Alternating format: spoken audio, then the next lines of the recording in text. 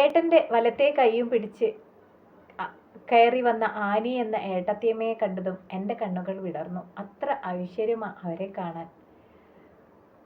അവർ എന്നെ ഒന്നു നോക്കി പുഞ്ചിരിച്ചു. അവരുടെ ആ പുഞ്ചിരിക്ക് മാറ്റുകൂട്ടുന്നത് അവരുടെ ഇളം റോസ് നിറത്തിലുള്ള ചുണ്ടുകളായിരുന്നു. ഞാൻ അവരെ മൊത്തത്തിലൊന്ന് വീക്ഷിച്ചു. ആവശ്യത്തിന് വേണ്ടതെല്ലാം അവർക്കുണ്ട്. ഏട്ടൻ സ്നേഹിച്ച് കൂട്ടിക്കൊണ്ടു വന്നതായിരുന്നു അവരെ. ഞങ്ങൾ ഏട്ടനും അനിയനും മാത്രം വീട്ടിലുള്ളത്. അച്ഛനും അമ്മയൊക്കെ വർഷങ്ങൾക്ക് മുമ്പേ മരിച്ചിരുന്നു. ഇപ്പം പുതിയതായി ചേട്ടത്തിയും അമ്മയും. അങ്ങനെ ഞങ്ങൾ 3 പേര് അടങ്ങുന്നതായി എൻ്റെ കുടുംബം. ഏട്ടത്തി വീണ്ടും ഒരു പുഞ്ചിരിയും തന്ന് അവർ നേരെ ഏട്ടൻ്റെ റൂമിലേക്ക് പോയി.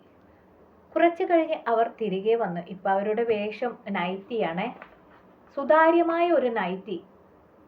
ആ നൈറ്റിയും ഇട്ട് തൻ്റെ മുന്നിൽ വന്നു നിൽക്കാൻ അവർക്ക് നാണമില്ലേ എന്ന് ഞാൻ മനസ്സിൽ വിചാരിച്ചു. പെട്ടെന്നായിരുന്നു അവരുടെ മധുരമായ ശബ്ദം എൻ്റെ ചെവിയിൽ വന്നു പതിച്ചത്. അരുൺ, നമുക്ക് എന്തെങ്കിലുമൊക്കെ കഴിക്കാമല്ലേ? പെട്ടെന്ന് അവരുടെ ചോദ്യം കേട്ട് ഞാൻ അവരുടെ മുഖത്തേക്കൊന്ന് നോക്കി. ആ കണ്ണുകൾ ആളിക്കത്തുന്നത് പോലെ എനിക്ക് തോന്നി. എൻ്റെ തോന്നലായിരിക്കാം.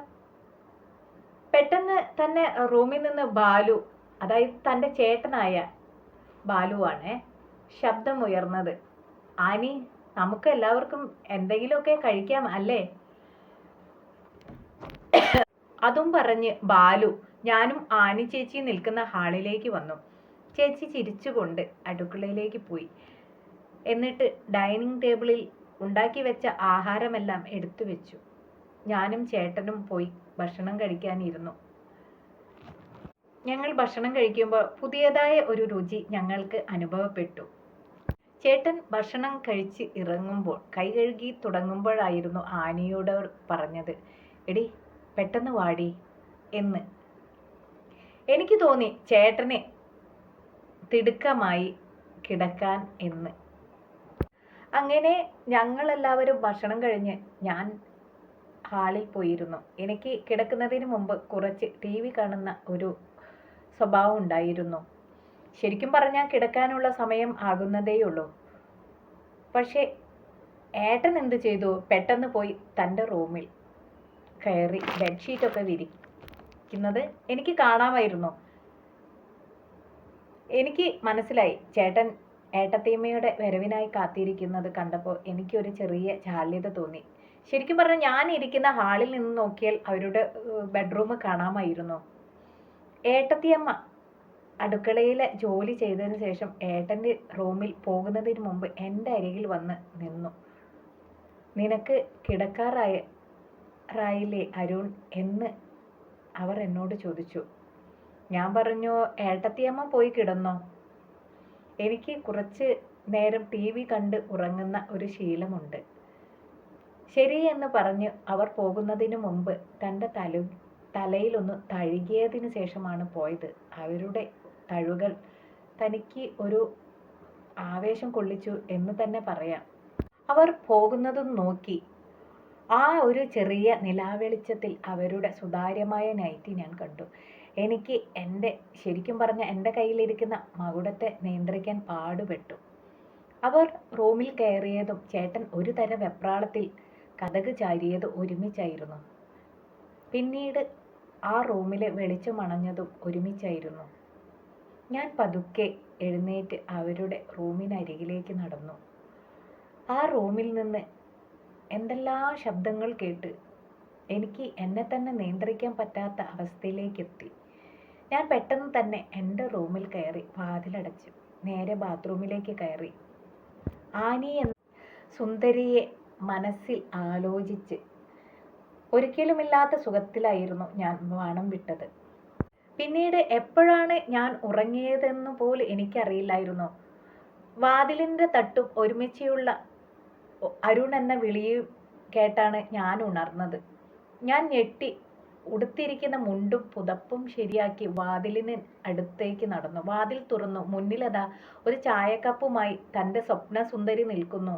എന്തൊരു ഉറക്കമാ നിനക്ക് എന്ന് ചോദിച്ചു.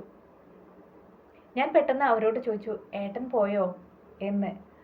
അവർ നിറഞ്ഞ പുഞ്ചിരിയും പറഞ്ഞുകൊണ്ട് പറഞ്ഞു, ഏട്ടനിപ്പോൾ പോയിട്ട് 1 മണിക്കൂറായി. അതും പറഞ്ഞ് ചായക്കപ്പ് തനിക്ക് തന്നു. ചായ വാങ്ങുമ്പോൾ അവരുടെ കൈവിരലുകൾ തൻ്റെ കൈകളാൽ ഒന്ന് തഴുകിയിട്ടായിരുന്നു പോയത്. ഞാൻ പെട്ടെന്ന് അവരോട് ചോദിച്ചു, പുതിയ വീട്ടിലെ ഉറക്കം എങ്ങനെയായിരുന്നു എന്ന്. പെട്ടെന്ന് അവരുടെ മുഖഭാവം മാറുന്നത് ഞാൻ ശ്രദ്ധിച്ചു. അവർ പറഞ്ഞു, എന്തായാലും ഏട്ടൻ നല്ല ഉറക്കം എന്ന് തന്നെ പറയാം. പക്ഷേ എനിക്ക് ഉറങ്ങാൻ പറ്റിയില്ല. എൻ്റെ എല്ലാ സ്വപ്നങ്ങളും ആഗ്രഹങ്ങളും ആ രാത്രിയിൽ എനിക്ക് നഷ്ടമായി. അതും പറഞ്ഞ് അവർ അടുക്കളയിലേക്ക് പോയി. എനിക്ക് ആദ്യം കാര്യം എന്താണെന്ന് പിടികിട്ടിയില്ല. ഞാൻ പെട്ടെന്ന് തന്നെ അവരുടെ കൂടെ അടുക്കളയിലേക്ക് പോയി ആനി ചേച്ചിയുടെ അടുത്തേക്ക് നീങ്ങി. പാതി തുറന്നിട്ട ജനൽ വഴി അവർ ദൂരേക്ക് നോക്കി നിൽക്കുന്നു. ആനി ചേച്ചിയെയാണ് ഞാൻ ശരിക്കും അവിടെ കണ്ടത്. ഞാൻ മെല്ലെ അവരുടെ അരികിലേക്ക് നടന്നു. അവർക്ക് മുന്നിലായി നിന്നു. അവരുടെ തോളിൽ കൈവച്ചു. പെട്ടെന്ന് അവർ മുഖം തിരിച്ചു എന്നെ നോക്കി. അവരുടെ കണ്ണുകൾ ഏറെ അണിഞ്ഞിരുന്നു. ഞാൻ അവരുടെ മുഖം എൻ്റെ കൈകളാൽ തലോടി. പെട്ടെന്നാണ് അത് സംഭവിച്ചത്. അവർ എന്നെ കെട്ടിപ്പിടിച്ചു. എനിക്ക് എതിർക്കാൻ പറ്റാത്ത വിധത്തിൽ അവർ എന്നെ അമർത്തി കെട്ടിപ്പിടിച്ചു. എൻ്റെ കഴുത്തിലും കവിളിലും ചുണ്ടിലും ചുംബിച്ചു. എൻ്റെ നിയന്ത്രണം വിട്ടു. ഞാൻ പതുക്കെ അവരെ തൻ്റെ കരവലയത്തിൽ ഒതുക്കി ബെഡ്റൂമിലേക്ക് നയിച്ചു. ആനി എന്ന സുന്ദരിയെ ഞാൻ ബെഡിലേക്ക് ഇട്ടു.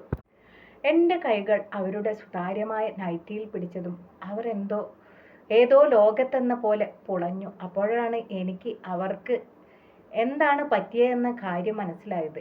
ഇന്നലത്തെ രാത്രി ശരിക്കും എന്തായിരിക്കും സംഭവിച്ചത്? ഞാൻ അവർ ആഗ്രഹിച്ച പ്രകാരം എല്ലാം കൊടുത്തു. പിന്നെയും പിന്നെയും ഞാൻ അവർക്ക് റോസാപ്പൂവിതൾക്ക് വെള്ളം ഒഴിച്ചു കൊടുത്തിരുന്നു.